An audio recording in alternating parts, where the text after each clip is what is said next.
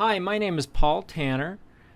I am an anaplastologist, and this presentation is regarding 3D printing, and I gave it at the American Academy of Otolaryngology Head and Neck Surgery. And I hope you enjoy it, and I hope you learn something from it. First slide.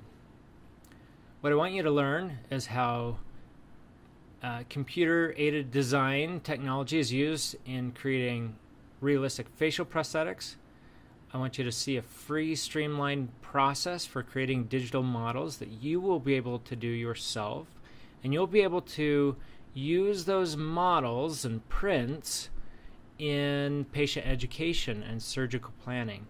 And my hope is that it launches you into lots of new ideas and 3D printing and all sorts of cool things. So 3D printing is not the holy grail. It's simply a tool in your tool belt. Okay, we can't do everything with it. There's no question about that. But it can be very helpful.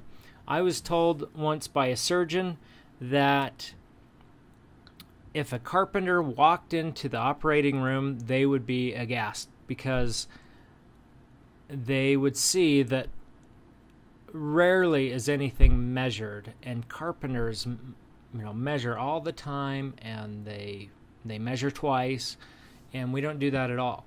But with 3D technology, we can measure, and we can measure a lot of things. In this presentation, you will see lots of products and companies, and I do not have any financial interest in these companies or software's applications that I mention. I am an anaplastologist. An anaplastologist you may not have heard of, but the term. But an anaplastologist is someone who creates a realistic prosthesis. And anaplastologists, there's not many of us around the world. There's probably 500 is my guess. And not everyone does it full time. A lot of people are ocularists or eye makers. Some are dentists. Some are orthotists or prosthetists. And bottom line is we come from a lot of different backgrounds, but we have this one thing in common, is that we want to make something look real so that we can help that person move on with life. And these people have either been in a traumatic accident or event, or they were born with some sort of defect, or they've had a disease like cancer. And you'll see my work is really neat. Yeah, I have to be an artist, and I have to pay attention a lot to detail, and I get to do what I love every single day. It's in my mind, it was my dream job, and I love it. I've been doing it for 16 years, and I hope to do it for many more. So anaplastology started thousands of years ago when I was a college student backpacking throughout the world. I was in Egypt, and after I visited the pyramids, I went over to this Museum of Egyptian Antiquities in Cairo, and I saw these prosthetic toes that were made of wood, and you can see it's actually painted to match the skin. And you'll see also, lots of ears. And, the idea behind prosthetics back then, I'm sure it was functional with the sandals, with the Egyptian sandals that they used to wear. I mean, you can't keep a sandal on your foot without a big toe. But really, the belief was that if you did not have a a part of your body in the mortal life, you would not have it in the afterlife. There's probably been lots of people throughout the course of their lives that, and throughout the centuries that have been missing a part of their body. Obviously, there are people born without ears, and there's lots of traumatic events. But they were never documented unless they were famous. I mean, nowadays, everybody documents everything on YouTube or Facebook, and there's probably no privacy anymore. But, you were only mentioned if you were famous. And here's a famous man named Tycho Brahe. He was a Danish astronomer. Forgive me if I'm wrong, but a Danish astronomer who studied under Kepler, and he was famous for his accuracy of mapping out the heavens. And he lost his nose in a sword duel. And the duel, funny enough, it's actually debatable how he lost his nose. It was either over a woman or a scientific matter. And I love the passion of scientists. This is great. He lost his nose, and then he had a golden plate shaped into a nose that covered his defect. This woman that you see here on the right is an American artist. Her name is Anna Coleman Ladd, and from 1913 to 1916, she and her husband moved to Paris. She was from New York. She moved to Paris and helped about 150 of these French soldiers that were wounded in World War I, and she has these colleagues who are helping her. And they formed these tin masks. And then the tin masks were enameled to match the patient's skin. So, they don't move with the skin. Yeah. During that same time, she was actually, believe it or not, she was actually a little bit out of date in regards to materials. So they had gelatin, glycerin back then. They were getting into hard plastics, and you could color them. They were translucent, which was amazing for people. They were translucent. They could be colored to the skin.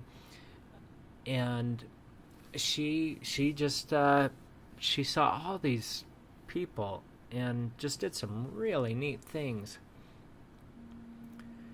And you'll see they would take these full facial impressions with plaster, and then they duplicate them in plaster. And then do you see this process? She has this ear.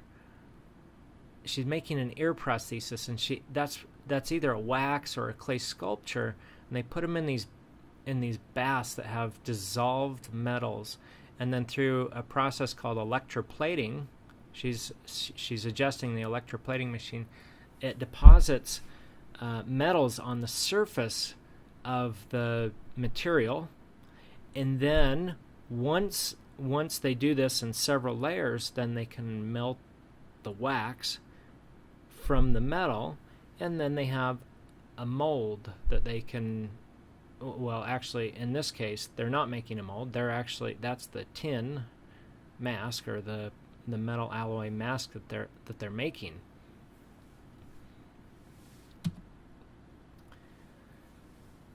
So from approximately 1930 to 1970, eyes were made of this hard plastic. In fact, most facial prostheses were made of a hard plastic.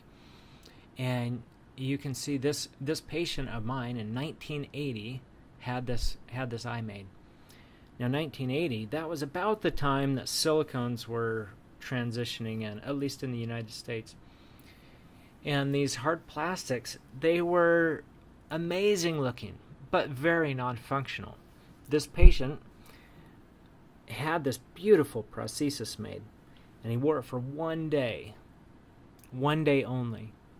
And the problem he had with it was that it was too heavy, and so the glasses would slip down his nose, and it would leave a gap, and so you could see on the inside of his, like you could see into his exonerated eye, and he couldn't do that, so he ended up using a patch, and he offered this to me to show to people. 1970s was when medical grade silicones were being used. My colleagues, they were seeing these surgeons put these silicones into people's faces to augment their faces, and they thought, oh, well, we can be using that material. Ultimately, silicone was not favored for facial implants, but it was for facial prosthetics. And today's silicones, we still use silicone. Of all the materials out there, we still use silicone because it is an amazing material. And technique-wise, we can do things very quickly, and it has amazing properties. It's very resilient to chemicals or whatever materials. It actually helps heal in some circumstances the skin. And I'll show you a few examples of how these prostheses work. So this kid was born without either of his ears. He had rib cartilage placed in here, and he had ear canals drilled and made to restore his hearing. But he was not happy with his rib cartilage. In fact, he was very, very, very frustrated with it. So what he did was came to me and he said, "Can you help me?" He was, I think, 14 at the time. And so I actually made prostheses that fit over the top of his reconstructed ears. And he's been using them ever since. And it's probably been 7 years since he had prostheses made. Another example, this man had rib cartilage reconstruction in around 1960. Back then it was a very new procedure. A lot of people are trying it. A lot of people still try it. But the results are very difficult. It's very difficult to reconstruct an ear. I'm sure many of you know that if you've tried it. And he had long hair, and he covered his ear, and he's 62, 63 years old now, and he wanted to do something about it. And so we removed his ear, and a surgeon, I did not, I'm not a surgeon, but a plastic surgeon removed his ear, and he took a leave of absence, and he cut his hair, he shaved his mustache, and he got a new ear. And after 3 months, he went back to work, and he didn't have a mustache. And that's the only thing that people noticed, was that he didn't have a mustache. People didn't even notice that he didn't have an ear. They didn't know he didn't have an ear. And here is the ear I made for him. This woman had a tumor in her sinus, and it recurred, and then she had reconstruction, and the flap failed. Very frustrating for a surgeon, and it's also very difficult. And she ended up having this oral obturator made, and you can see the magnets that are inside the defect on the lower portion. So I have magnets attached to the oral obturator. She had a maxillectomy at the same time, a hemi-maxillectomy. And then the prosthesis snaps onto the oral obturator, and the prosthesis helps the obturator stay in place, and the obturator helps the facial prosthesis stay in place. This man, similar, but his free flap took, and I was able to make an eye and ear prosthesis to cover his defect. Here's another great example of 3D printing. I mirror imaged her existing foot. This woman was born without, she was born with a partial foot, and she's another 63-year-old woman who has never been able to wear flip-flops. And you have no idea how amazing that is for her. Just to wear sandals. So 3D printing is doing some cool stuff. Now, we've talked about this for so many years. When I entered the profession in 2002, we were talking about 3D printing. It was referred to as stereolithography at the time. And we thought, oh, this has so much potential. But there were a few problems. Computers were not powerful enough. For about $2,000, you could buy a pretty good computer, but it would just take forever. And you'll see this is SolidWorks and AutoCAD were some of the first. Well, they had software early on, but they didn't make software for the masses until the late 1990s, about 95, 96. And that's when just anybody could start creating parts. And, think about it nowadays. We have these amazing computers. We have these gaming computers that, teenagers have, and they can be doing 3D, all sorts of 3D modeling and 3D printing. So the time is now.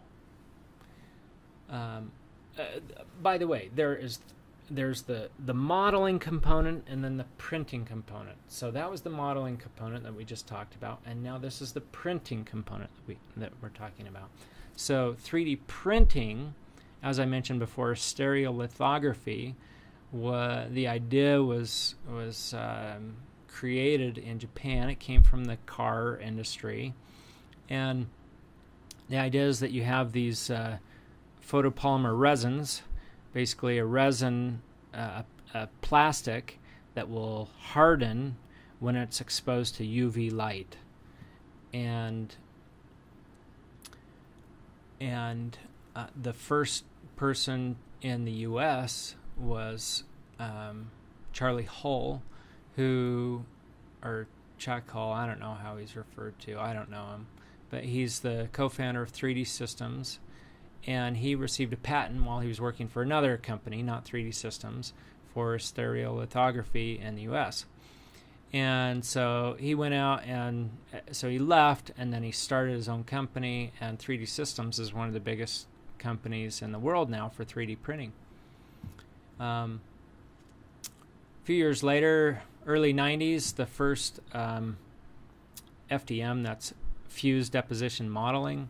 It's basically where you have an X and a Y axis, and then you have a plastic extruder. It heats up the plastic, and then it deposits it, and then it will have what's called a build plate, and it will lower the build plate, and each layer is built on top of the other, and the layers fuse together because of the heat of the material. Desktop printers came around the year 2000, 2002, and what's fascinating here is that there was a group. There were a lot of people who were interested in this and could see the potential. So I entered the profession in 2002, and there were already people talking about this, and there were already people doing this who had already put it who had already implemented it in their clinics. And they created essentially a user group, and it was called ADT. It still exists, and they meet every other year.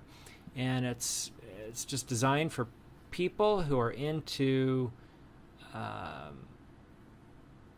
3D applications applied to head neck reconstruction. So many of you may be interested in that organization or attending one of their meetings. I have 3 ways that I can use 3D printing in anaplastology. The first way I use every day with every patient. Okay, it's become the standard of care at the University of Utah where I work. So the first way is by taking impressions. That's with the silicone material. I take impressions of both sides of someone's head, and then I pour plaster in those impressions. I then send the impression through a CT scanner, and I mirror image it in a computer, and I print it. Excuse me. I then make a mold of that, and I cast it in wax, and that's what the pink material is and the orange material. Those are two different types of waxes.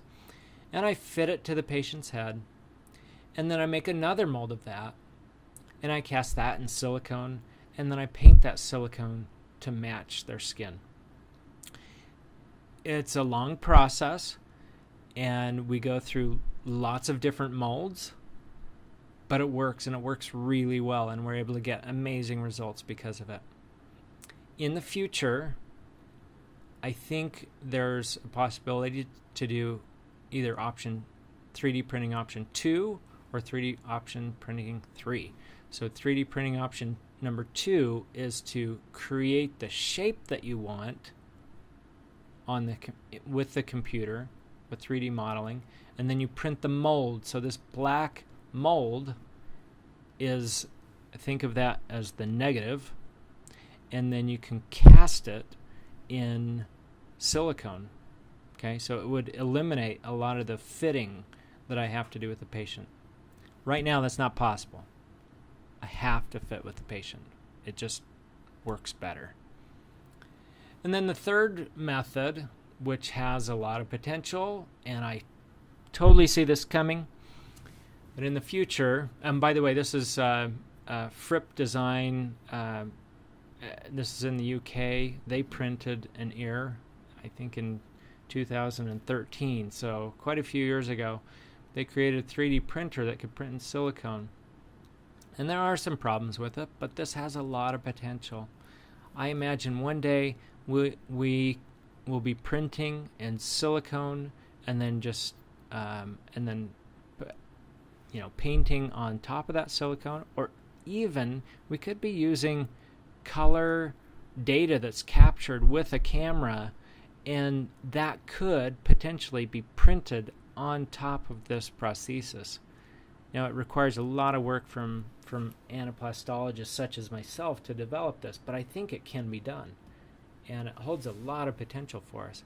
So we could be doing that in 10, 20 years. Our profession could totally change, and that's a great thing. So I told you about these impressions. We have digital impressions and we have physical impressions. Physical impressions are done with a silicone, this blue material, that imagine it to have a toothpaste consistency, and it's mixed together and applied to the skin, and then in 5 minutes it hardens and it turns into a solid rubber. And then the rubber material is removed, and I can pour plaster in that material. A digital impression can be done simply with a smartphone, and it's not super accurate. It's not as accurate as the silicone method, the physical impression method, but it has a lot of potential. One problem with it is that it needs to be scaled, and it needs to be a little bit more accurate. So you can see in this video that I am scaling the impression, the digital impression I have of myself. So these digital impressions is what's called photogrammetry. And photogrammetry is used in, when you think about it, it's used in surveying, it's used in architecture, it's used in self-driving cars.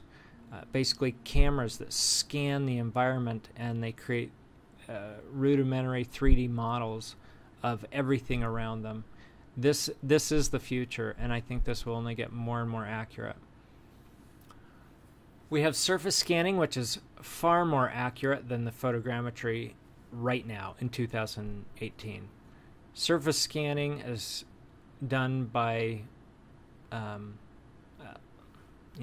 white light or with lasers, and the cost is pretty minimal when you think about it. When you think about the technology that you have, The Pill 3D scanner. It's a new scanner that came out, and it's being offered for $6,000. And you can get, that's a white light scanner, and it can pick up color. It can pick up shape really well. It can do live, so it can scan humans, and it has a lot of potential. Ultimately, the best way to scan something, the most accurate, is with a CT scanner. And so that is what I currently use. I use a CT scanner for all my models. I simply take an impression and I pour plaster in that impression, and then I scan that plaster model that was created from the impression. So these two patients, the one on the left, I used in planning. This 3D software, and I used this to plan her surgery to place these implants in her skull for ear prostheses. This is a young woman that was born without ears, which is part of Treacher-Collins syndrome. And then this woman this young girl on the left, on the right, forgive me, she was injured in an automobile collision, and she lost her ear, and you can see she has a little asymmetry with her nose and her lips. And I created the ear prosthesis for her with 3D technology. So in the past, I have used hand sculpting, still a valuable tool, but I'm able to get a much more accurate shape with 3D printing. And those three photographs, those show you the evolution of sculpting. Sculpting takes about 90 minutes for me. When I first started, it used to take 10 to 12 hours to sculpt something. Now I'm much more proficient at it, and then I compared that. I'm not an early adopter to technology. I waited to adopt 3D technologies until it became cost effective and efficient. It's there. We're there. And so 3D printing now can be done in an hour and a half, the same amount of time, and it costs $5 or $10 to print an ear like this. So very cost effective as well. So this slide is what you need to get started with 3D printing, 3D modeling even. You want to start with the highest resolution scan. There's a CT scan, MRI. In the future, we'll be able to use 3D ultrasound. This is how you are able to obtain patient-specific data. Okay, so you start with the highest resolution scan that you have, or you order. You export that scan to a local disk, and you obtain the DICOM image files. DICOM image files are essentially like JPEGs, but they have how would you say, orienting information with them, so it tells how to stack them, things like that. There's two really good applications that can be used for what's called segmenting these DICOM images, and the first is made by it's called Invasalius, and it's open source software from Brazil. And then there is Slicer 3D, and that's a US based open source software program. It's much more robust. It has lots of plugins. It can do multiple scans. It's just a much more robust software. but it's also more difficult to use. So I use the Brazilian software. Now, the caveat with this open source software is that nobody can accept the liability, or nobody wants to accept the liability for whatever is created from these products. So these open source programs are never going to be FDA approved. And so if you want something, if you're ultimately making a product that needs to be FDA approved, then you need to use commercial software. And there are a few programs out there that you may be interested in.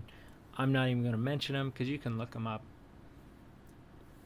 So for right now, we're using the open source free software. I'm getting you oriented here. So you import those images into, we're going to use Invisalius, and then you segment them. Segmenting is creating a three-dimensional model based off of the density of the material in that scan. Okay, so you can say bone is more dense than the soft tissue, so I'm only going to select the bone. I'm going to segment the bone. Okay, you can take those different segmentations and you can export them as STL files. STL is a common format among 3D modeling, 3D printing, and STL, just for you to reference, it stood for stereolithography. Okay, remember that old 3D term, so STL. You can then take any STL file and manipulate it in Autodesk's Mesh Mixer application. Mesh Mixer application is not intended for engineering. It's made for simply modeling, so for creative people, and it's free software. Autodesk offers it so that it gets people into their other products, their paid products. So Mesh Mixer is freeware. You can then export your STL file and send it for printing, or you can print it yourself. Here are some commercial services for 3D printing. If you want, so you can take your model and you can send it to any one of these. These are called service bureaus, 3D printing service bureaus, and they can print anything you have, and they can create lots of different things. So, look into all of these. I have 4 examples that I'm going to show you how you can use 3D printing, and this is going to be the step-by-step process. So I'm not going to repeat the same steps with each of these cases. We're going to build on each other. I'm first going to start with ear prostheses. You'll see the basic functions here. We're going to step it up to the patient education example. Then we'll do another with the surgical planning. So you're going to be learning something new each time with each example. So let's start with ear prostheses. This is a simple one. So this is a man who was burned in an oil-filled explosion, and you can see the bars that I've already made for his ears. And this is what he looked like before his incident. And he came into me and he said, I had ears just like my boy's. My boy is a spitting image of me. So let's take his ears and let's put them, let's create that same shape for me. I said, hey, with 3D printing, totally can be done. So what we did was we took impressions of the side of his head, the side of the patient's head, and the ears of his boy. Okay? When I take impressions, this is the silicone material, and you see those red lines that are that's lip liner that's on the patient. And those red lines are crucial because those allow me to orient the ear. So the tilt, the projection, that's all based off those horizontal and vertical lines. And I squirt this on, and 5 minutes later it turns to a solid rubber. Then I pour plaster into the solid rubber. Whoop. Forgive me.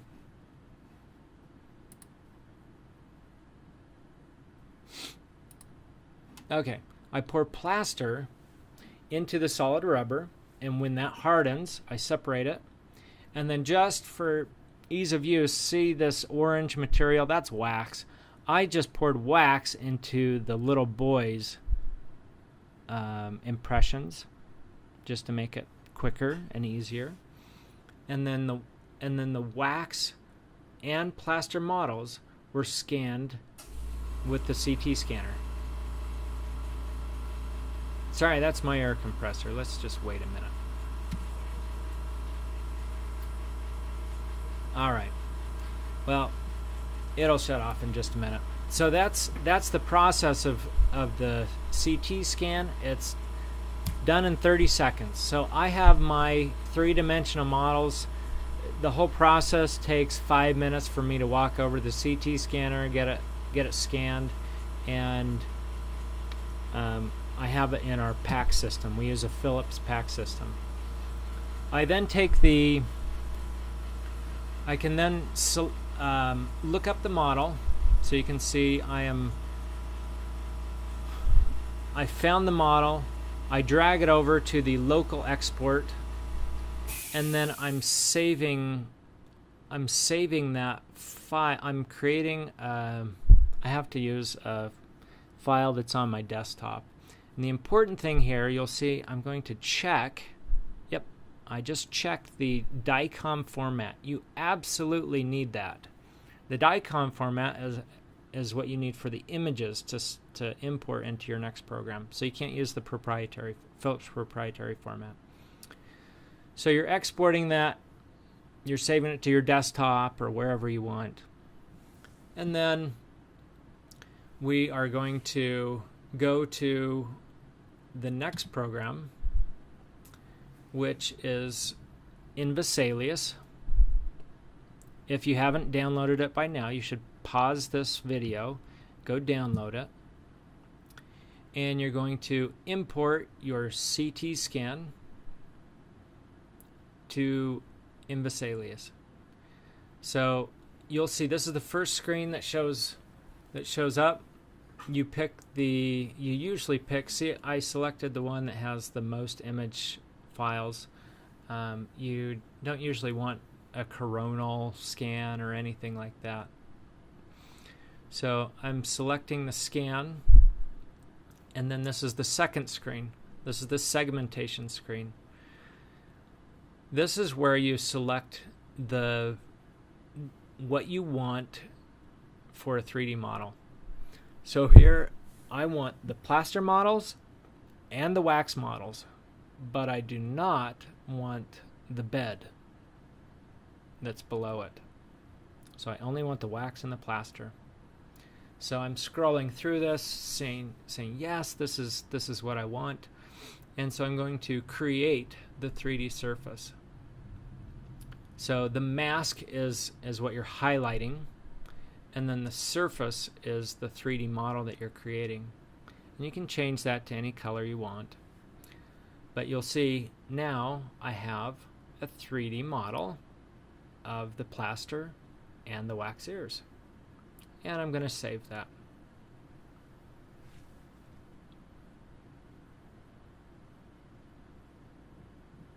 Okay.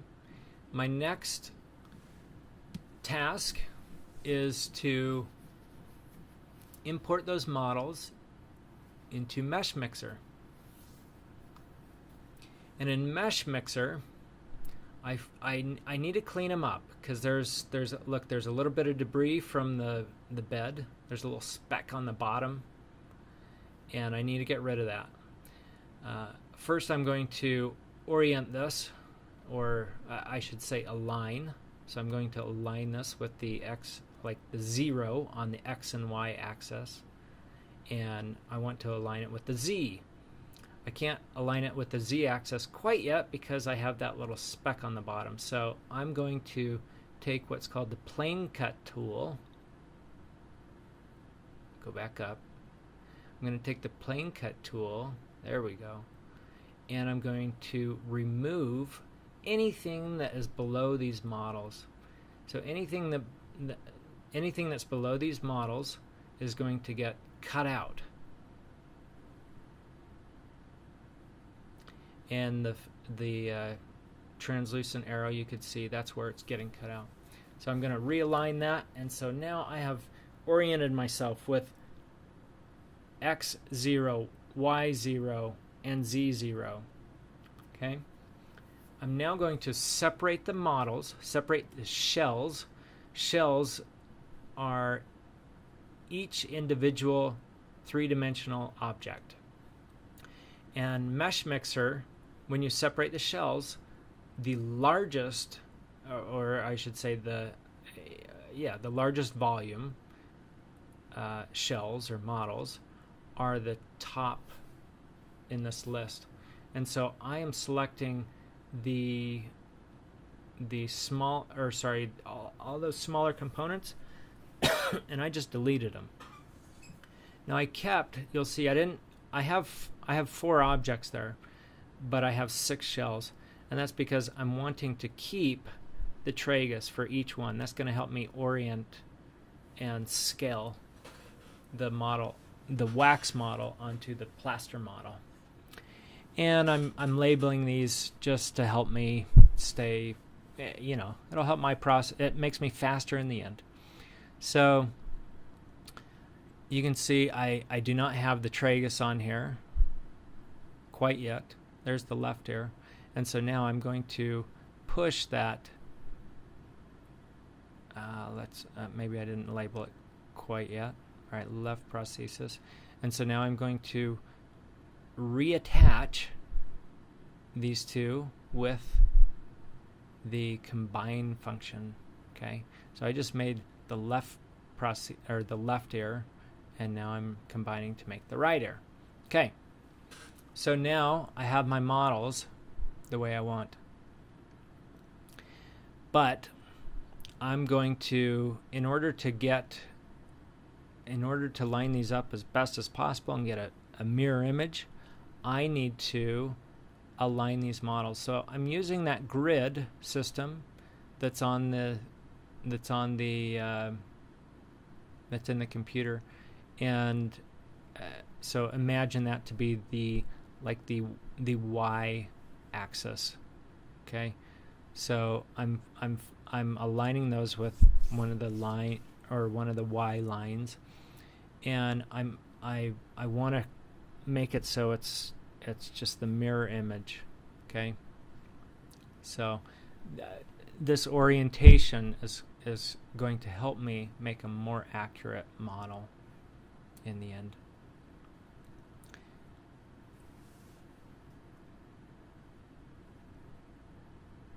So this function that I'm using right now is the transform function. In the transform function, I can do a lot of things. So the transform moves it, scales it, or I guess rotates it. So let's look at that transform function again. Yeah, so size, scale, rotate, and translate, which translate is move. Okay, so I still am lining this up.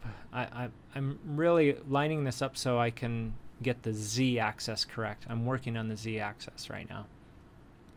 Okay, and I'm just making these models be, symmetrical as possible, because after this, I'm going to move the right ear onto the model, and you can see I have the remnant cartilage for this patient, and so I'm able to take this 6-year-old boy's ear, which is much smaller.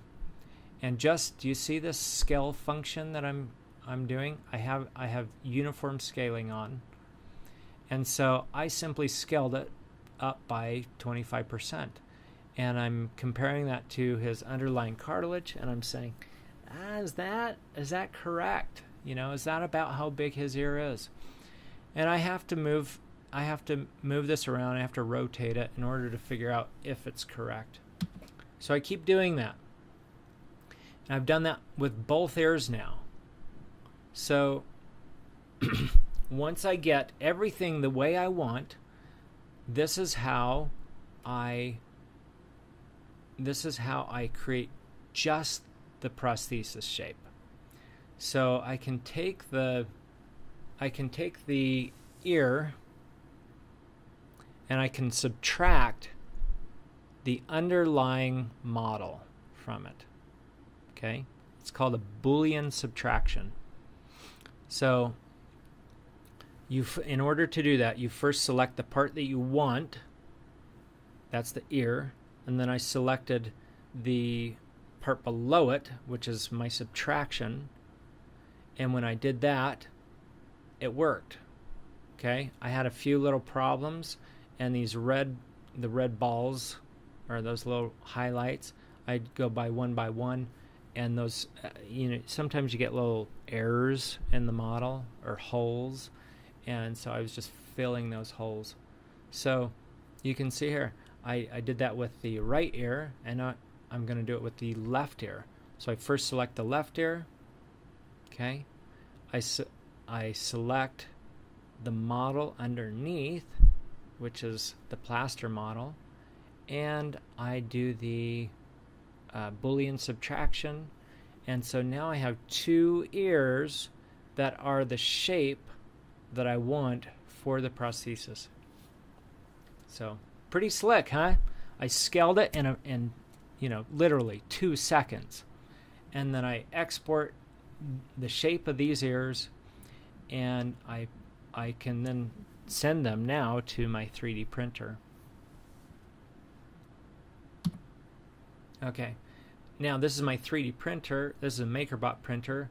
The way this one, they all work a little bit different, but this one works with, I'm printing with a PETG material, and it sticks really well to a metal bed that is sprayed with hairspray, like really strong hold hairspray.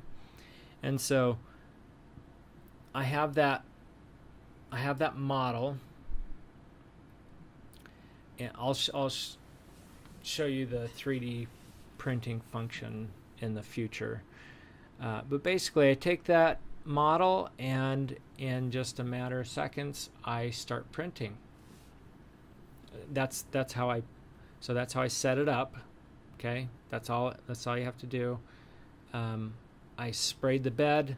I wait for the hairspray to dry, and then I have to level the bed of the printer so that the Z plane is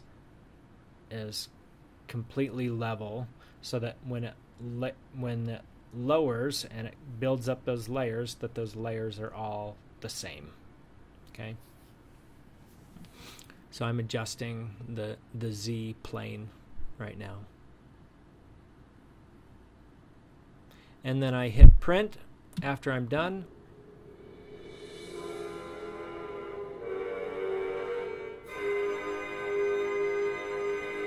And I print his ears. So now I have his 3D printed ears that are scaled, and they fit on top of the model. Really slick. And then to complicate it a little bit more, I have the location of his implants built in, so I won't cover that. The way I do the coloring of the prostheses is that, I'm sorry, I better step back. So I have the shape of the prosthesis in plastic.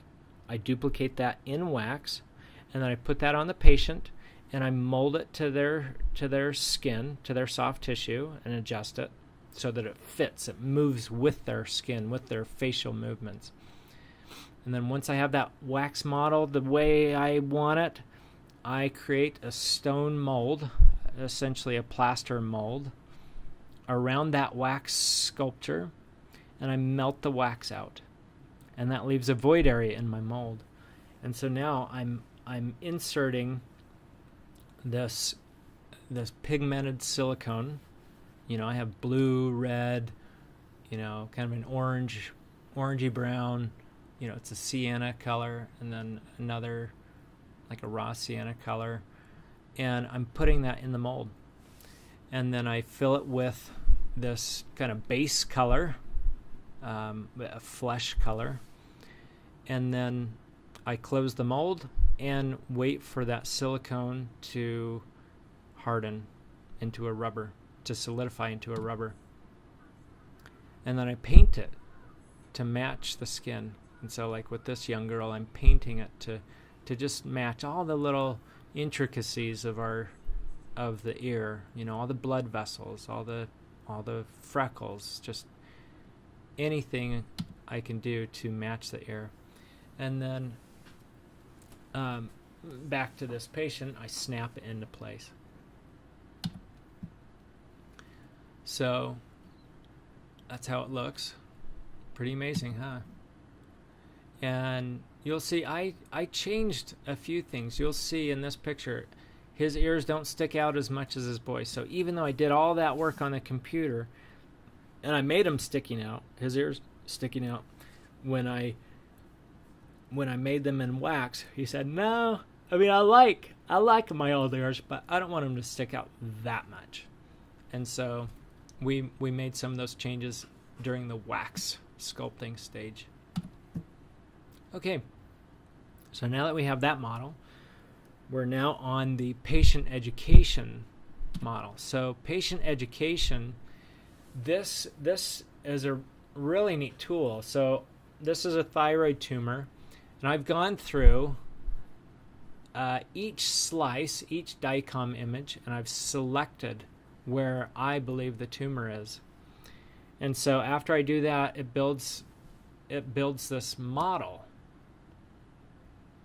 that I can generate. And so then I can go to my patient, or you can go to your patient and say, you know how I told you had a tumor in your thyroid? Think about this. People have no idea what their thyroid looks like. They have no idea what their skull base tumor looks like, or anything behind the nose. They have no idea what it looks like. You do. Nobody knows what turbinates are.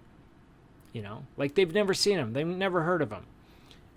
But with 3D modeling, you can show someone very quickly and very easily what it is you're talking about. So, okay, I've created this 3D model of the tumor.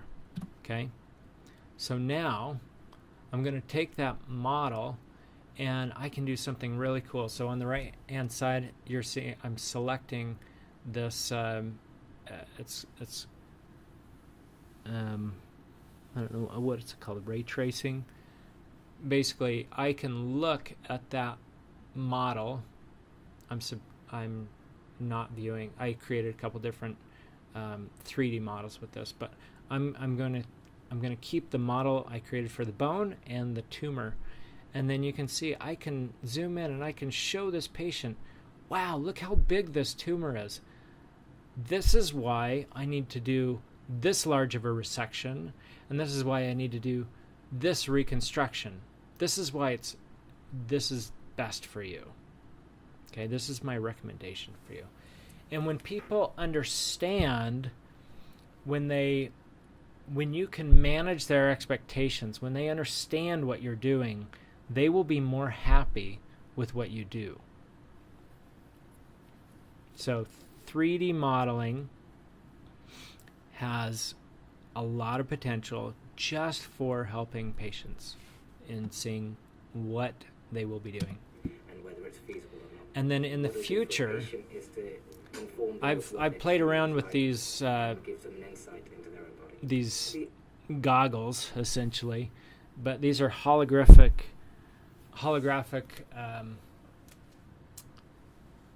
this is Microsoft HoloLens, and right now it doesn't work. Is the bottom line. There's a computer built into these glasses, and it's just not powerful enough. So anytime I would load a model in, it would just crash. And so, but there is a lot of future in this. I mean, you could be using this for, surgical planning or surgical training your residents how to do a procedure. Ultimately, there is image-guided surgery, which is our next subject. Okay, surgical planning for zygomatic implants. So, although I'll just show you this.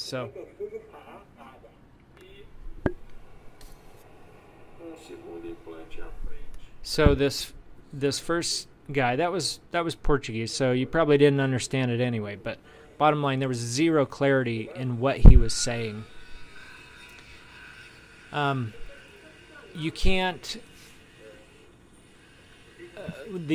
So this is a case I worked on in Brazil, and the surgeon printed the 3D model, and then the 3D model was used to plan where these zygomatic implants are inserted. Zygomatic implants are kind of tricky because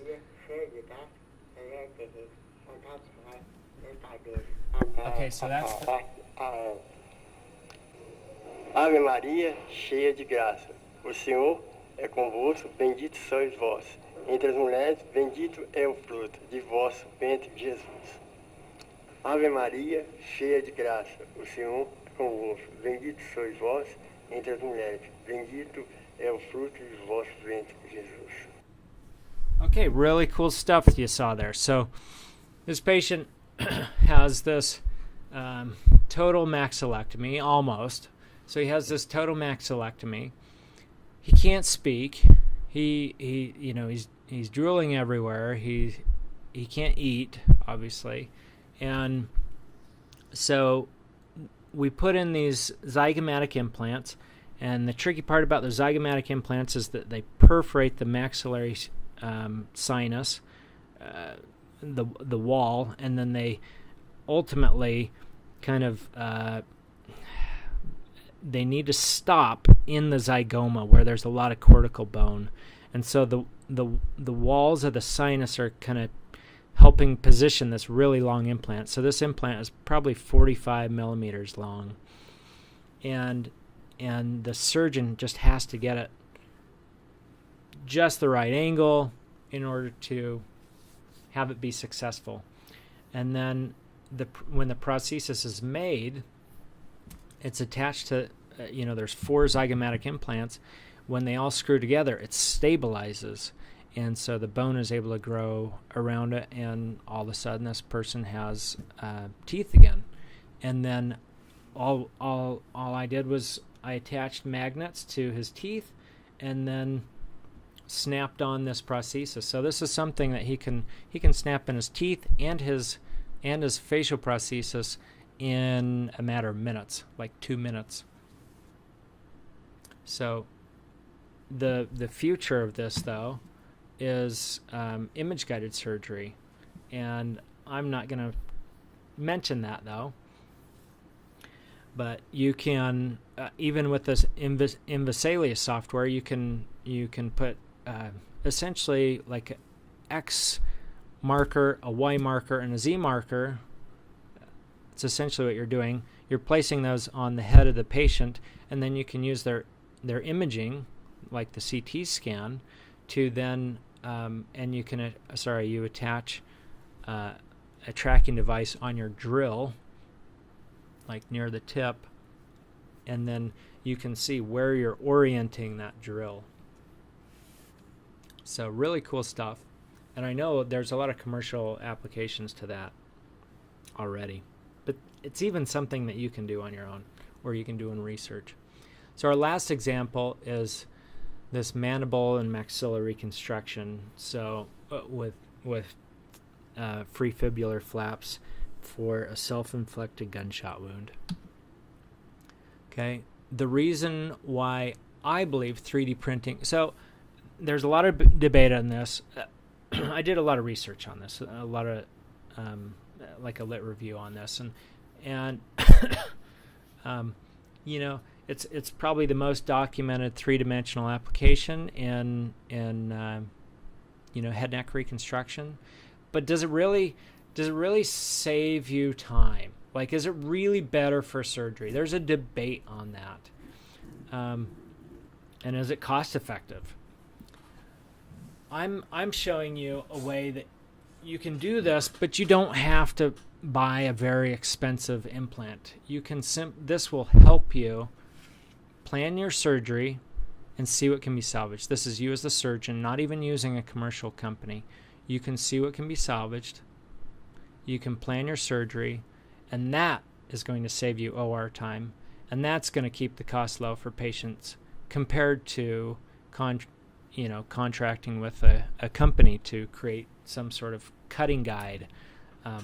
It's not that hard for you to know that each segment of the fibula should be 30 millimeters or, whatever.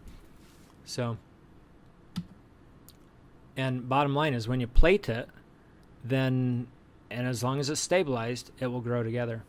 So I've followed the exact same process here. And I have, of importing and segmenting a CT scan. So this is the patient just right after the gunshot wound. You've got fragments all over his face. These are all bone. This is all the bone fragments, obviously. And so I've imported this and just trying to get oriented. So with the three-dimensional model, it's so much easier than looking at two-dimensional CT scan. So I've imported the model. I'm now aligning it. You saw this process already, but I'm just aligning it to the X0, Y0, Z0 so I can get a better look at it. I'm going to rotate this. By the way, I had a CT scan of myself, so I'm using that as my normal skull, and pretty similar profile to me. This is similar ethnicity and whatnot. So I'm aligning my skull with his skull, and you'll see there's also blood vessels in this. This is a CTA scan, and I'm aligning this, and I can see just from this 3D model, I can see that his mandible is splayed. Okay, there are there's bone fragments everywhere. Do those need to be cleaned up, removed? And then I have cut out a lot of the kind of detail work, but really what I did was I looked at what he has, and then I said I used my mandible as the goal. Okay, so I separated just the jaw from my skull, and I separated just the maxilla from my skull, and I duplicated those. So now I'm going through, and I'm saying with just that mandible and just with that maxilla, what needs to be replaced with the fibula, and what needs to be salvaged and used. So obviously we want to keep his teeth, because he won't have those with the fibular flap. And in reality, it's difficult to put implants in, like dental implants, and have a denture placed for these patients. I mean, I hardly see people end up getting that because their trismus is so bad. But I'm going. I've looked at the mandible. I've looked at the maxilla. I've even taken some of these pieces, of his fractured maxilla. I'm looking at his teeth, and I'm saying, oh yeah, I like those pieces. I want to save those pieces. But in order to align those with the implant, I need to rotate those. And then I need to add these fibular flaps, which, by the way, are measured. And you know how long they are. And and you can piece those together and plate them together, and know how large of the fibular flap, how much you need to take out in order to reconstruct this mandible. So I've done all the surgical planning. It's much faster in this presentation, but I've done all of that in approximately an hour and a half, somewhere around there. So I planned the surgery in an hour and a half. I think that's valuable, and that's ultimately less OR time that you're messing with. So I have these models that I've created, and then all I really need to do, I select these models, I export those, and then I 3D print those models, and those 3D printed models can be taken into the OR. They can even be cold sterilized, and then I can just have those on a Mayo stand right next to my prefibular flaps, and I can be cutting and recreating that 3D print.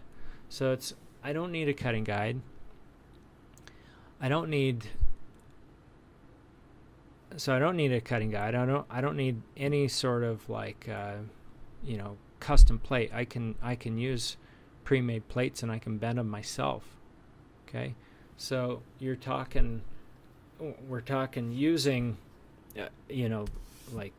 lower cost. It's not low cost, but lower cost software, lower cost plating to reconstruct the mandible. And so we're kind of merging the new tech with conventional techniques that are practical. Okay, so you'll see I set up, this is what it looks like when I set up the 3D printer. I can see how much material is going to be needed, how long it takes to print. So I'm printing these mandible, these fibular things, the maxilla, all in 12 hours. So I start this up in the afternoon, and the next morning, by the time I come in, it's all done, and it's ready to go for the next day. So it's something that can be done very quickly. And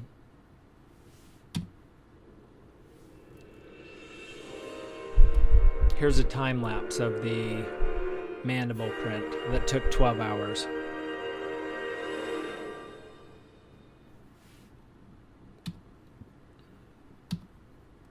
So thank you very much. I hope you learned a lot. There's clearly more things that you can learn, but that should be able to get you started. You will obtain a vision for what can be done with 3D printing. Please contact me with by email if you have any questions. I'm happy to help. So thank you very much.